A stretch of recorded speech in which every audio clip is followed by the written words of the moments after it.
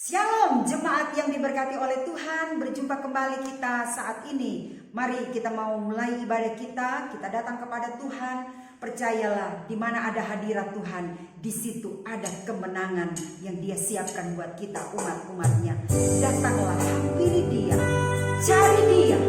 Kita akan temukan hadiratnya, kekuatannya, sukacita.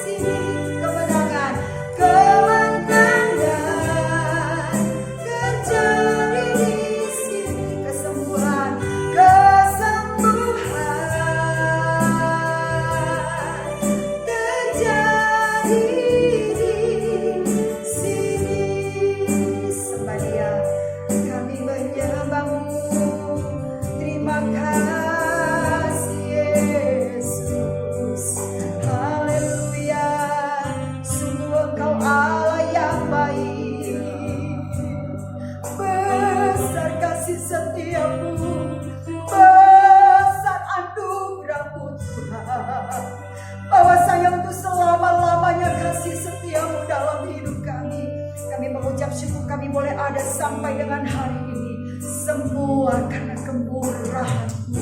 Oleh sebab itu kami mau memuji, mau bersyukur untuk segala kebaikan Tuhan. Kami mau naikkan ucapan syukur kami, sebab Tuhan baik dalam hidup kami.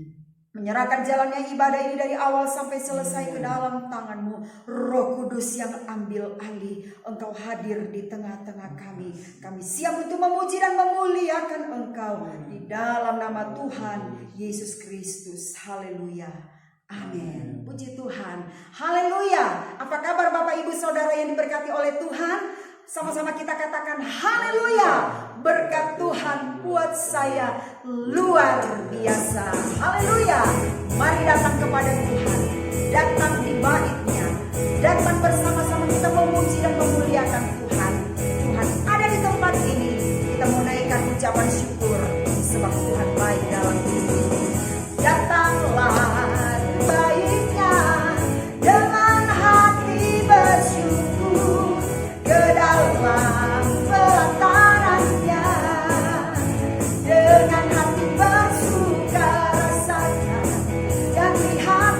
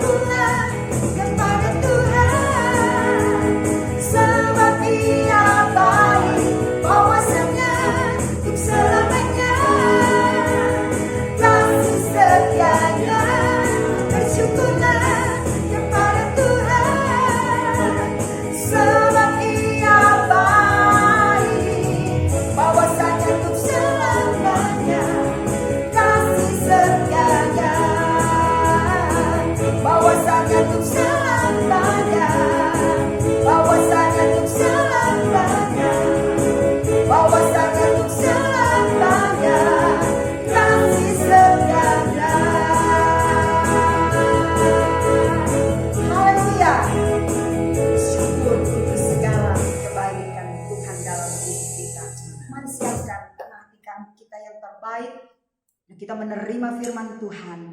Siapkan benih firman Tuhan itu tertabur di tanah hati kita. Mari miliki hati yang percaya, miliki hati yang teguh. Jangan goyah apapun situasi keadaan yang terjadi hari-hari ini. Tetap percaya dan jangan pernah ragukan kuasa Tuhan, kasih Tuhan dalam hidup kita. Sebab Dia, Allah yang kita sembah, adalah Allah yang mengerti, Allah yang peduli akan hidup kita. Amin. Puji Tuhan. Haleluya. Banyak perkara yang tak dapat ku mengerti. Mengapakah harus terjadi di dalam kehidupan ini? Satu perkara yang ku simpan dalam hati,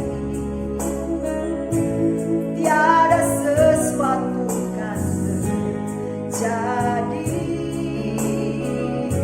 tanpa Allah peduli. Allah mengerti, Allah peduli. Allah mengerti, Allah peduli. Segala persoalan yang kita hadapi tak akan pernah dibiarkannya berkumpul sendiri. Sebab Allah mengerti. Oh, Allah mengerti, Allah peduli. Segala persoalan yang kita hadapi tak akan pernah dibiarkannya ku berkumpul sendiri. Sebab Allah mengerti, Allah mengerti, Allah peduli. Segala persoalan yang kita hadapi tak akan pernah dibiarkannya ku berkumpul sendiri. Sebab Allah mengerti, tak akan pernah dibiarkan, tak akan pernah dibiarkannya ku berkumpul sendiri. Sebab Allah mengerti, sebab Allah mengerti, sebab Allah mengerti. Haleluya. Kami sungguh mengucap syukur Bapa. Kami punya Allah yang baik, Allah yang mengasihi kami, Allah yang peduli, Allah yang mengerti akan keberadaan kami umat-umat-Mu. Karena Allah peduli, Allah mengerti, maka Tuhan berjanji tidak pernah meninggalkan kami. Kami mau belajar untuk percaya kepada Engkau. Kami mau belajar untuk tidak meragukan kasih dan kuasa-Mu dalam hidup kami. Terima kasih Tuhan, terima kasih. Kami yakin kebenaran firman Tuhan yang akan kami dengar memberi kekuatan kepada kami, mengubah kami untuk kami menjadi umat-umat Tuhan yang selalu percaya akan janji-Mu. Terima kasih Tuhan, menolong hamba-Mu yang akan menyampaikan kebenaran firman-Mu bagi kami. Kami siapkan tanah hati kami yang terbaik. Kami percaya Tuhan ada di tengah-tengah kami, siap untuk memberkati kami. Mengucap syukur kami sambut firman-Mu di dalam nama Tuhan Yesus Kristus. Haleluya. Amin. Tuhan Yesus memberkati. Selamat mendengarkan firman Tuhan.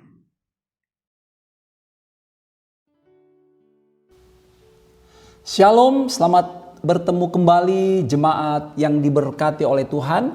Menjadi doa saya bahwa setiap kita tetap ada di dalam penyertaan Allah, tetap bersuka cita, kita tetap bersyukur untuk semua yang Tuhan kerjakan di dalam hidup kita, apapun pengalaman kita. Amin.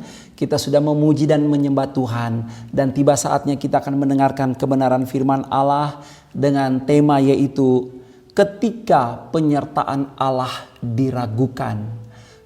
Saudara sekalian, kapan seseorang bisa meragukan penyertaan Tuhan? Orang bisa meragukan penyertaan Tuhan ketika apa yang dipikirkan, diharapkan, bahkan mungkin sedang didoakan itu bertentangan dengan fakta yang terjadi yang sedang dialaminya.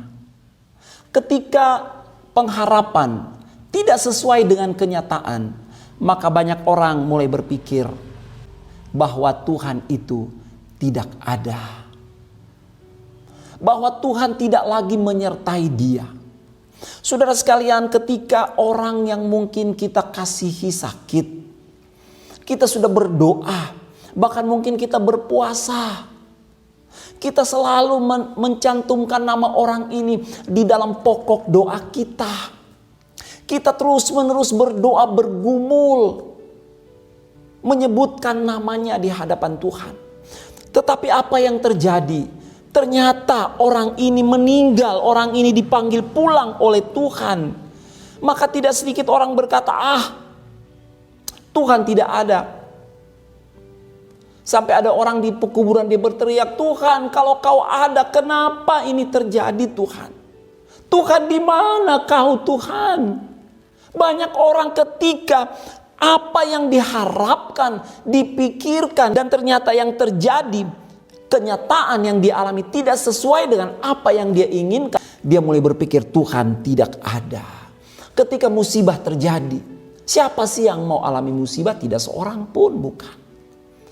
Ayub alami musibah, anak-anaknya meninggal, harta yang dia miliki tiba-tiba lenyap, hilang. Bahkan Ayub sendiri diserang oleh penyakit. Apakah kemudian ketika kita alami seperti itu, maka kita sampai kepada satu kesimpulan bahwa Tuhan itu tidak ada?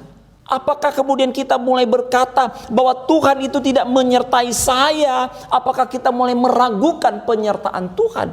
Tentu itu sesuatu yang sangat keliru, saudaraku. Jemaat yang dikasihi oleh Tuhan Yesus Kristus, saudara sekalian, orang bisa juga meragukan penyertaan Tuhan. Kalau yang pertama tadi karena apa? Ketika apa yang dia pikirkan, dia harapkan, bahkan yang dia doakan itu berbeda dengan kenyataan yang sedang terjadi, yang dia alami, berbeda dengan fakta.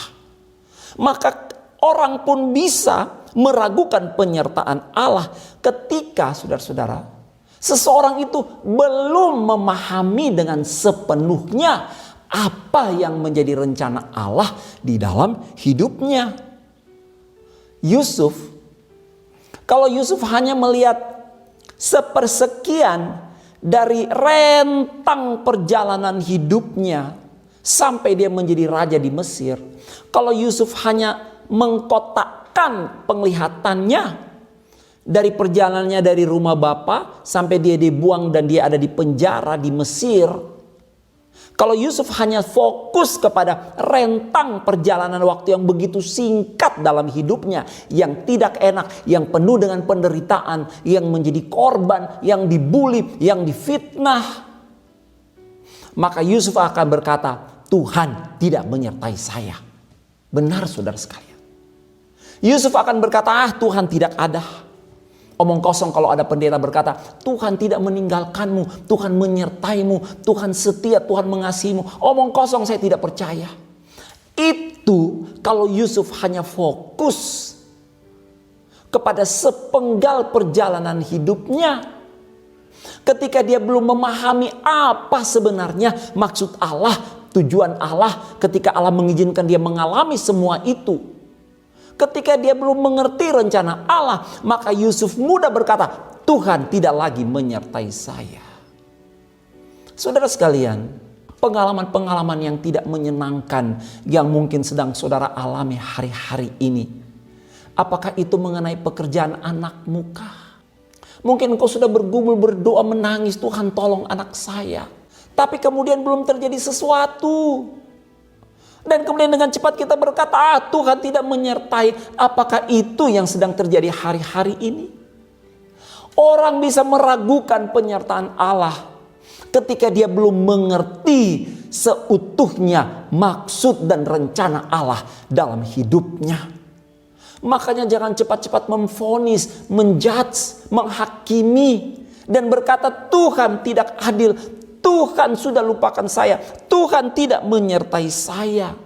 Ketika kita gagal di dalam pendidikan, ketika kita gagal di dalam usaha kita mungkin, saudara gagal dalam tanda kutip. Gagal bukan berarti kiamat. Gagal bukan berarti mati, hancur sama sekali hancur.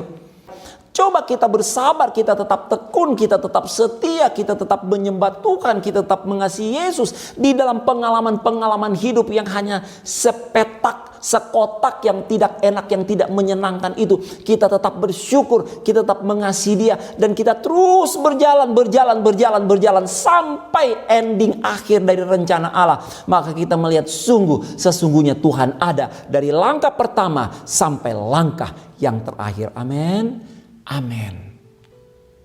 Kenapa orang bisa berkata, meragukan penyertaan Tuhan dan berkata Tuhan tidak ada dengan saya, tidak menyertai saya?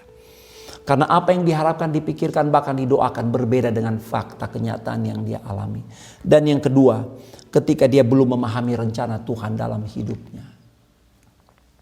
Ajarku memahami semua yang kau ingini, agar hidupku puaskan hatimu. Ketika kita nyanyi lagu ini dengan air mata, Tuhan, aku mau memahami maksud.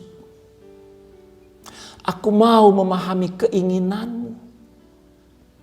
Aku mau memahami kehendakmu. Dan Ayub berkata kepada istrinya, engkau berbicara seperti seorang perempuan gila. Apakah kita hanya mau menerima yang baik saja dan tidak mau menerima yang buruk? Ayub tetap menyadari di tengah-tengah mungkin konflik spiritual di dalam diri Ayub. Kenapa Tuhan izinkan ini terjadi dalam hidup saya? Tetapi Ayub tetap yakin bahwa Tuhan itu ada, nyata di dalam hidupnya. Saudara sekalian, bahkan sampai Ayub kemudian dikatakan dia mencukur kepalanya, dia melepaskan jubahnya, dia mengganti jubahnya, kemudian dia memakai jubah duka cita. Dia sujud menyembah kepada Allah, dia sujud sampai menyentuh tanah. Ketika saudara-saudara melihat situasi, suasana, keadaan tidak seperti yang saudara dan saya harapkan, bahkan yang sedang kita doakan, saudara harus kuat dalam iman dan percaya bahwa Tuhan tetap menyertai saudara dan saya. Amin. Amin. Saudaraku, Tuhan itu Tuhan yang setia. Percayalah. Yakinlah, akuilah dengan mulutmu bahwa Tuhan itu Tuhan yang setia, Tuhan yang baik. Puji Tuhan. Saudara sekalian, sesungguhnya Tuhan itu ada dan menyertai kita. Jangan ragukan penyertaannya. Ada satu contoh di dalam Alkitab, bagaimana Tuhan itu hadir sekalipun nampaknya Tuhan tidak peduli. Seperti seolah-olah kelihatannya. Tapi bukan seperti itu. Itu hanya asumsi kita, dugaan kita, pendapat kita. Dan itu keliru saudara-saudara. Ada satu contoh. Matius 8 ayat 23 sampai 26. Lalu Yesus naik ke dalam perahu dan murid-muridnya pun mengikutinya. Sekonyong-konyong mengamuklah angin ribut di danau itu sehingga danau perahu itu ditimbus gelombang, tetapi Yesus tidur. Maka datanglah murid-muridnya membangunkan dia, katanya, "Tuhan, tolonglah, kita binasa." Maka ayat 26, ia berkata kepada mereka, "Mengapa kamu takut, kamu yang kurang percaya?" Lalu bangunlah Yesus menghardik angin itu, maka danau itu menjadi teduh sekali. Ada 13 orang di dalam perahu bersama dengan Yesus, murid-murid dan Yesus. Dan sebagian mereka adalah nelayan yang tangguh, yang kokoh, nelayan yang hebat. Mereka ada di danau di mana itu menjadi habitat mereka sehari-hari. Mereka udah kenal danau itu. Tetapi kemudian firman Allah berkata, saudara-saudara, terjadilah angin ribut. Badai, hembusan angin, kapal mereka terancam tenggelam. Tidak ada kapal sekoci penyelamat, tidak ada helikopter yang mengawasi mereka, tidak ada kapal-kapal besar yang bisa tolong mereka. Mereka mau buat apa? Tidak ada pelampung pada zaman modern yang bisa tolong mereka, bantu mereka. Mereka ketakutan. Dan apa yang mereka bilang di situ? Mereka membangunkan dia, "Tuhan, kita binasa." Ada dengan Yesus, tapi pikiran mereka, kami binasa, kita binasa. Seolah-olah mereka berpikir, aduh Tuhan gak bisa bikin apa-apa. Mereka bangunkan Yesus, "Tuhan, tolong, kita binasa." Dan Yesus bangun. Yang pertama Yesus hardik siapa? Mereka, murid-muridnya. Ini masa yang genting, semua panik, semua ketakutan. Saudara bisa membayangkan ekspresi 12 orang dalam perahu? Nelayan aja, udah pelaut aja udah takut, udah gemetar ketakutan. Yang dalam pikirannya, mati. Aduh celaka, habis kita, tenggelam kita. Karena mereka kenal angin, badai, laut, setiap pergerakan air di danau itu. Mereka kenal, mereka tahu. Mereka pikir sudah mati kita, habis binasa. Itu para pelaut, nelayan ketakutan. Apalagi murid-murid yang bukan nelayan, bukan pelaut. Takut luar biasa. Ketika saya beberapa kali menumpang ferry dari Banyuwangi menuju ke Bali, satu saat saya ingat sekali, itu gelombang pada malam hari begitu besar. Dan kapal kami naik dan tiba-tiba turun, dan yang melihat kiri kanan itu hanya air. Sangat mengerikan, menakutkan. Dan saya dapat mengerti dan memahami betapa takutnya murid-murid pada waktu itu. Saudara, kalau mungkin saat itu kita pun ada di situ, di atas kapal yang sama, mungkin kita takut. Banyak orang ketika mereka hadapi masalah, mereka takut dan mereka lupa bahwa sebenarnya Tuhan ada dan menyertai mereka. Ketika dalam ketakutan, ketika kita tidak lagi memiliki iman percaya yang kokoh kepada Tuhan, saat itu kita akan ragu bahwa Tuhan itu menyertai kita. Yesus bangun. Dan dia hardik. Hardik itu marah. Hardik itu mengecam. Tapi dia bukan mengecam angin. Dia bukan mengecam danau. Tidak. Yang dia kecam pertama murid-murid. Apa yang Yesus katakan di dalam Matius 8 ayat yang ke-26, dia berkata kepada mereka, "Mengapa kamu takut, kamu yang kurang percaya?" Begitu Yesus buka mata, dia lihat ekspresi 12 orang ketakutan, hilang pengharapan. Yesus langsung menghardik, menegur mereka dengan keras. Mereka tidak mau murid-murid. Yesus tidak mau murid-murid. Yesus tidak mau mereka kehilangan iman. Jangan ragu, saudara-saudara. Jangan takut. Saudara lihat COVID, seliweran sana sini, tetangga, keluarga sakit, banyak yang meninggal.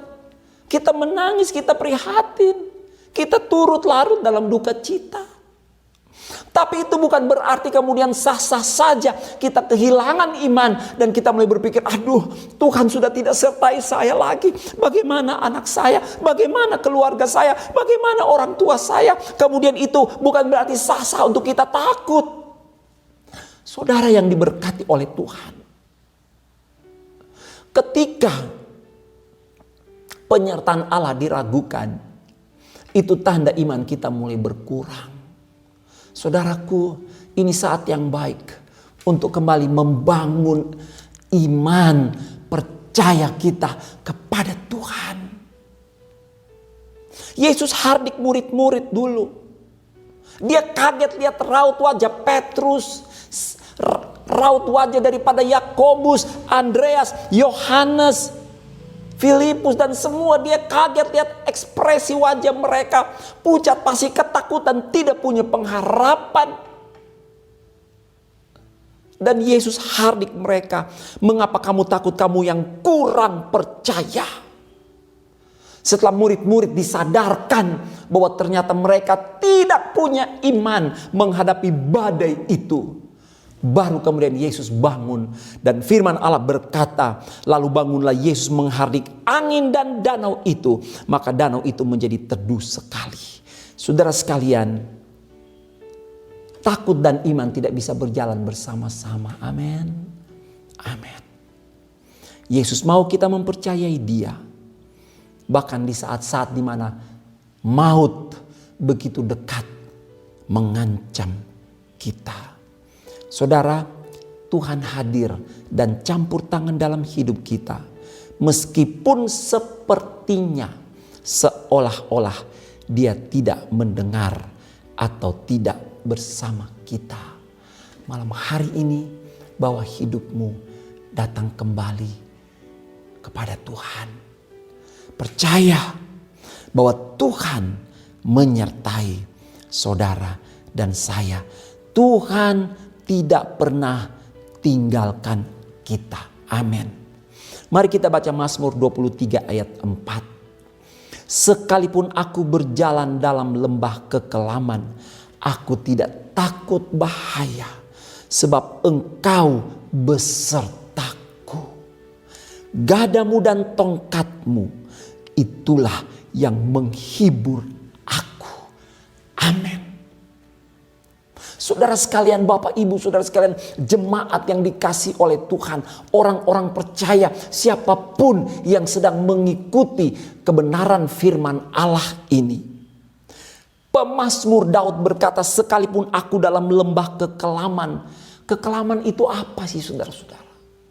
Kekelaman ketika tiba-tiba musibah, kecelakaan, sakit, penyakit, hal-hal yang tidak enak, yang tidak menyenangkan, tiba-tiba datang dan terjadi.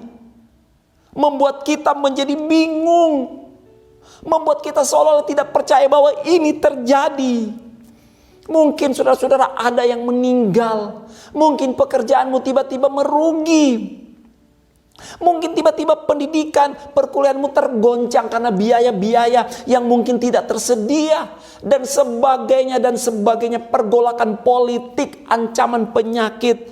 Engkau dikhianati oleh temanmu, oleh pasanganmu, suami istrimu.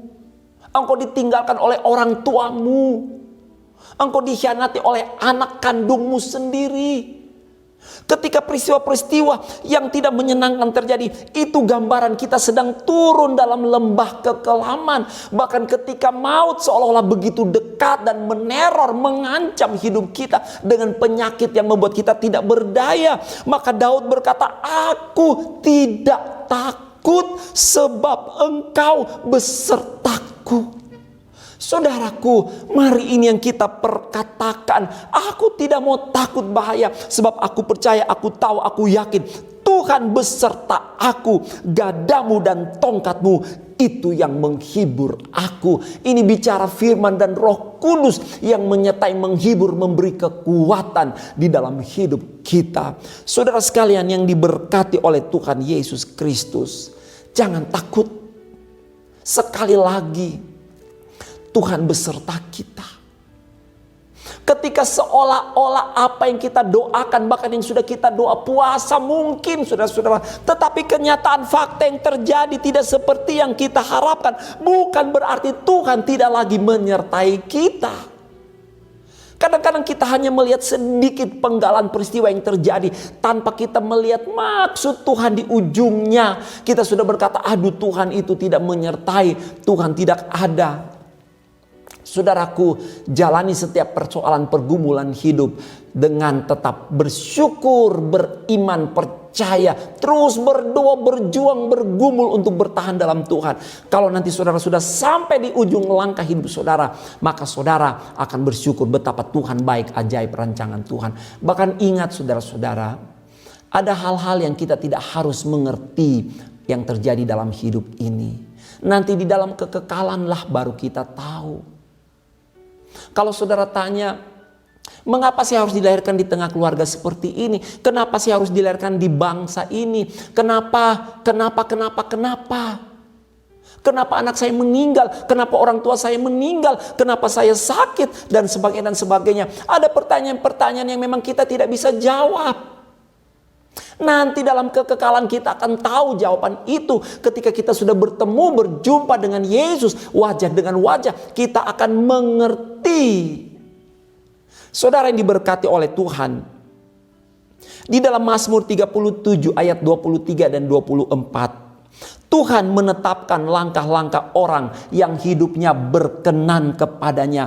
Apabila ia jatuh, tidaklah sampai tergeletak, sebab Tuhan menopang tangannya. Sebagai orang Kristen, orang percaya, orang yang sudah dibenarkan, firman Allah berkata, bisa saja satu saat terjadi masalah.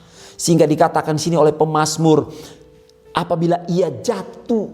Jatuh artinya ketika ditimpa, ditekan, ditindis oleh masalah yang begitu berat. Tapi Tuhan bilang apa? Firman Tuhan berkata apa? Tidak tergeletak, artinya tidak hancur. Tuhan menopang tangannya.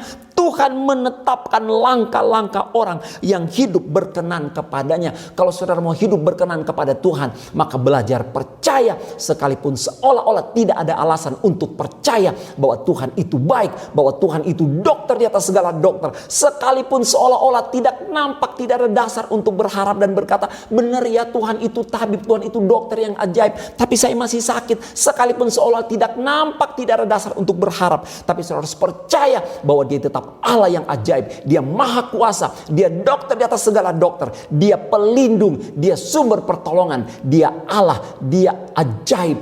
Saudara harus tetap bertahan dalam percaya. Maka saudara, firman Allah berkata, engkau akan berkenan di hadapan Tuhan. Saudaraku, Tuhan menopang tangan kita.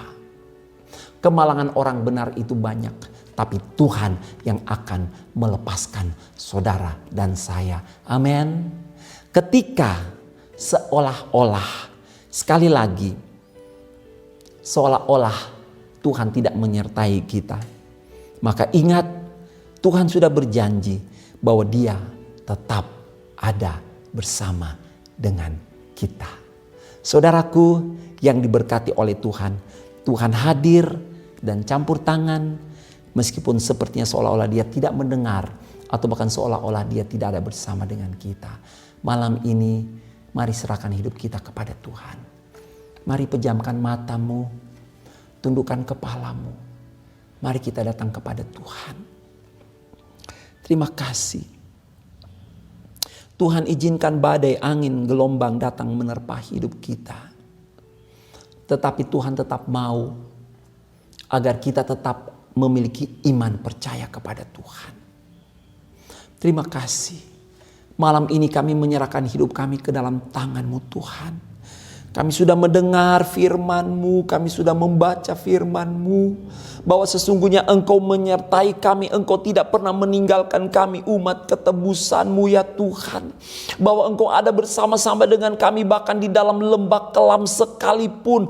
Engkau memegang tangan kami, Engkau tidak pernah meninggalkan kami. Kami bersyukur bahwa Engkau menetapkan langkah-langkah hidup kami. Orang-orang yang berkenan, yang diperkenankan di dalam Engkau oleh percikan disaksikan darah Yesus, oleh firman Allah yang membenarkan kami, maka Engkau menyertai dan memegang tangan kami dan melangkah bersama dengan kami. Bahkan firman-Mu berkata, sekalipun dalam lembah kekelaman Engkau menyertai kami, gadamu, tongkat-Mu itu yang menghibur kami dan memberi kekuatan kepada kami. Terima kasih Tuhan, terima kasih.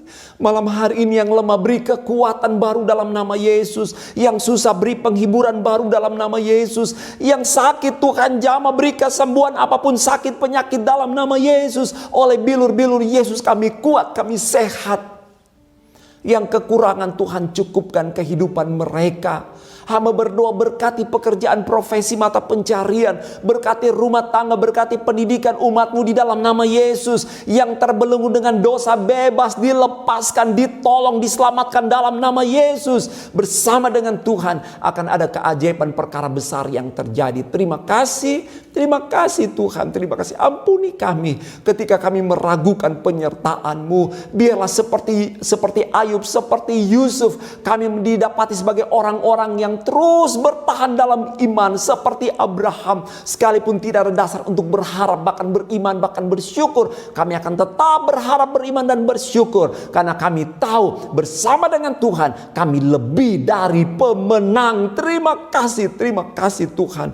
Hormat dan syukur pujian bagi Tuhan. Pasti ada pertolongan Tuhan tepat pada waktunya. Sekalipun hari ini kami belum melihat, tapi kami percaya bahwa Tuhan setia. Tuhan setia. Tugas kami hanya mendengar, mengimani, dan hidup dalam firman Tuhan. Maka Tuhan akan melakukan bagian-Mu, keajaiban yang besar dalam hidup kami. Terima kasih. Berkati negara kami, Bapak Presiden Joko Widodo, jajaran kabinet yang ada, menteri kabinet, bahkan seluruh para medis yang sedang berjuang, berkati. Terima kasih. Berkati seluruh sidang jemaat, gembala, bahkan berkati seluruh pelayan, berkati mereka Tuhan. Biar tetap kuat, tetap setia di dalam Tuhan, melangkahi hidup, menjalani hidup ini dengan langkah-langkah yang kuat, yang kokoh di atas firman Allah, dengan kekuatan yang datang dari firman dan Roh Kudus. Terima kasih, hormat, syukur, pujian bagi Tuhan. Dan kekasih-kekasih Tuhan, terimalah berkat dari Allah Bapa, kasih sayang dari anaknya Yesus, persekutuan dalam kuat kuasa Roh Kudus, yaitu dalam berkat nama Tuhan Yesus Kristus, menyertai kita dari malam hari ini sampai Maranatha Yesus kembali pada kali yang kedua. Dalam berkat nama Tuhan Yesus Kristus kami berdoa dan mengucap syukur. Haleluya. Yang percaya bahwa Tuhan menyertai, yang sudah diberkati oleh Tuhan, sama-sama kita katakan amin. Tuhan Yesus memberkati. Shalom. Puji Tuhan.